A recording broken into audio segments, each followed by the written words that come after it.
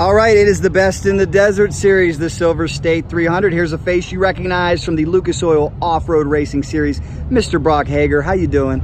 Good. You know, we're just out here in Nevada getting ready for the Silver State, going through tech and doing all this stuff, and then we're gonna go back and make sure everything's ready, and we'll be here tomorrow. Well, you are more than good, my friend. You qualified #1 in the 6100 category. Let me get a look at this truck. This is your truck that you own. Tell me a little bit about it. Yeah, no, it's a super cool truck. I mean, Tisco, which is the builder of the truck, did an amazing job. It's a pretty incredible truck, and the things you can do with it and stuff. And I got a bunch of good people on board with me, and all the best parts and everything. So it's all good. I mean, we're just gonna come race day, try to be smooth and have a good race, and get to the finish.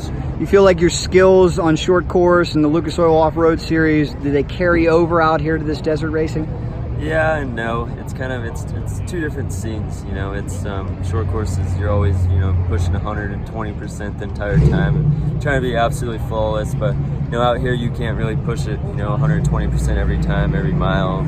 So you kind of have to find the happy medium of fast but conservative. So I think with the short course stuff, it kind of helps me, because when I really do need to push hard, I have it, and I think it helps me with the truck being in the desert, just because of how short course you have to do everything perfect. Every turn has to be perfect. Every line you choose has to be perfect. So when I come over in this truck and stuff, I'm always thinking of trying to be perfect, trying to be super smooth and super fast. So it's been fun, and it's always good for a little change here and there. Well, my question for you: do you ever take a weekend off? You're a busy man. You've been traveling like crazy. I know you've been testing, and now you're out here this weekend. Clearly, you love the race. Do you ever get any downtime? No, not really, but when I do, it's kind of nice. But the desert stuff, we come out here early. We come out, you have to qualify, and we have a few days off, so it's kind of fun. We take all the guys and go do Top Golf, go have some fun. So it's kind of like my days off. But besides that, it's racing.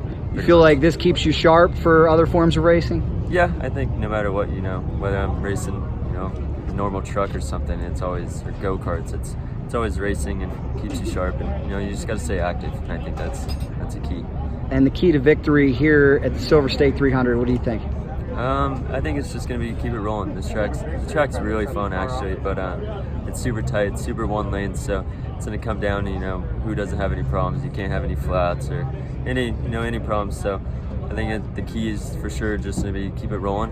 We're starting first, so it's a good spot as long as I can hold it there. So we'll see how it goes, and we're going to have fun and see how we stack up. Now, speaking of hold it, not to be a smart aleck here or anything, but this you said you're driving this whole thing yourself, right? Oh yeah. And you do that with no bathroom breaks. No. That's astounding to me. Yeah, no, it would be pretty cool if I could just stop halfway and take a bathroom break, but I don't think there's no time for bathroom breaks. How many hours do you think you'll be in the truck? I think probably like 5. God maybe. bless you, man. So. I'm telling you, I can't take an hour drive without stopping somewhere. Yeah, no, so it'll be fun. Me and my co-driver, we have fun, we mess around, so it doesn't really feel like that long in the end. So it'll be fun. Well, good luck to you, Brock, and you. Thanks for being out here, guys. We'll give you a look at his truck. This is Brock Heger, #1 qualifier here this weekend. The Method Race Wheels 6100 category truck. This is a spec engine that Brock uses in here. Right now his team is wrenching, trying to figure out some issues. Are you getting to the bottom of those gremlins, guys? Yeah, we got it. You got it? What was it? I'm not gonna say. Okay, yeah. It's team secret at this point? Sure. Got We'll you. go with that. We got you, man. Good luck to you guys this weekend. Yeah. And as you can see, another thing I want to show you about Best in the Desert Racing is look at all the different supplies on board, okay? When Brock gets out there, he'll be in the middle of nowhere, so you need tires, you need extra parts, you need tools, you need jacks. You got to be able to quickly fix a problem if something goes wrong. It's pretty wild. Let us know what you think, guys. Would you ever try this type of racing? Let us know in the comments. All right, here with Travis Chase, #3 qualifier in the 6100 category for the Silver State 300 Best in the Desert Series. You come in 5th. So take me through your mindset right now. You got a big opportunity with the double points. Yeah, double points is huge for this race. As long as we maintain our patience, we qualified a lot better than the guys that are ahead of us in points. So if we can maintain track position, get clean in and out of pits, we're gonna have a great day.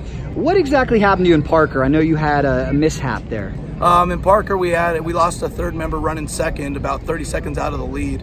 Lost a third member, got it replaced, salvaged some much needed points from that race. Finished second at Mint, so that put us in the 5th spot for going into Silver State. That's something I'm curious about. With all the equipment that you have back here, I mean, how tough is it to make one of these trucks survive through the desert?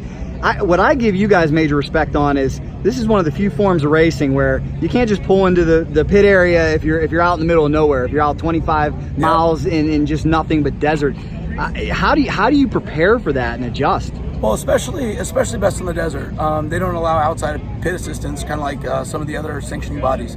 It's kind of interesting. So we're allowed to keep tools, parts, pieces. So you got to kind of figure, you got to be smart about it. Here, there's definitely no one getting to you soon.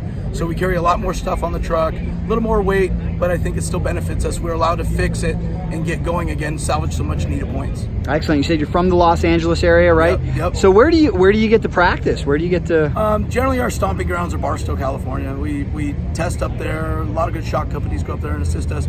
Brake companies. We have a lot of good people behind us that make this truck what it is. Very cool. What do you think some of the most defining features on your truck are? I know everybody has a different setup and they favor different things. What makes your truck unique? I don't know if there's anything that makes our truck unique, but prep.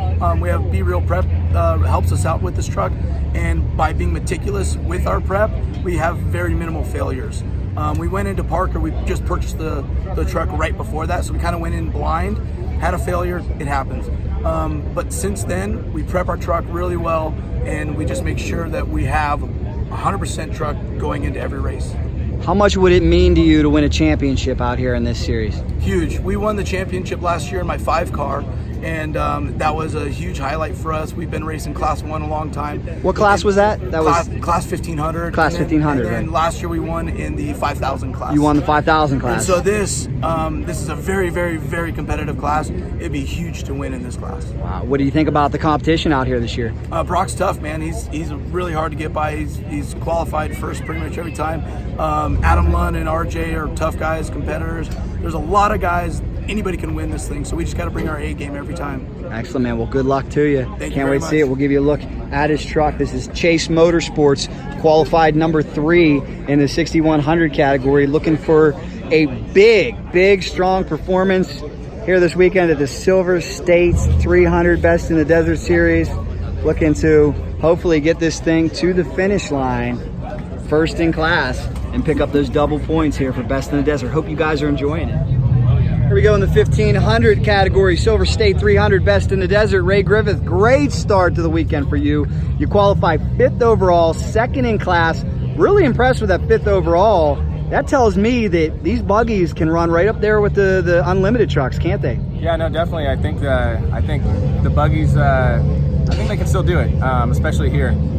It's a smoother course, tighter technical, and I think we got a shot at it. What's going to be the key to getting out in front and making some passes? I think this race, we're starting obviously 5th, so I think our pit strategy and my crew in the pits are going to be huge. We're trying to play a little different strategy than everybody else, so hopefully we can get by a couple of these trucks in the pits, and then once we get in that tight technical stuff up in the trees, that's where I'm really going to have to start picking it up and take some. My chances are going to be up there is where I'm going to take chances and try to make some moves. Okay, so that is quite the opposite. A lot of guys are going to use patience and go slower up there. That's where you're going to try to make your move. Yeah, the buggy's going to be nimble up there. You know, that's where we're going to make time for sure. It's going to be light, nimble, and fast corner to corner. Excellent. Ray, where are you from?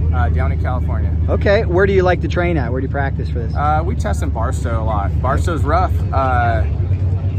Our car actually does really well in rough races. We do a lot of testing and shock tuning with King Shocks, and for a buggy, this is probably one of the few buggies that can keep up through the rough stuff with some of these trucks. But we're definitely going to take advantage of this smoother race this weekend and go for it. Excellent. Tell me a little bit more about you. You're 31. What do you like to do in your free time? What are your hobbies?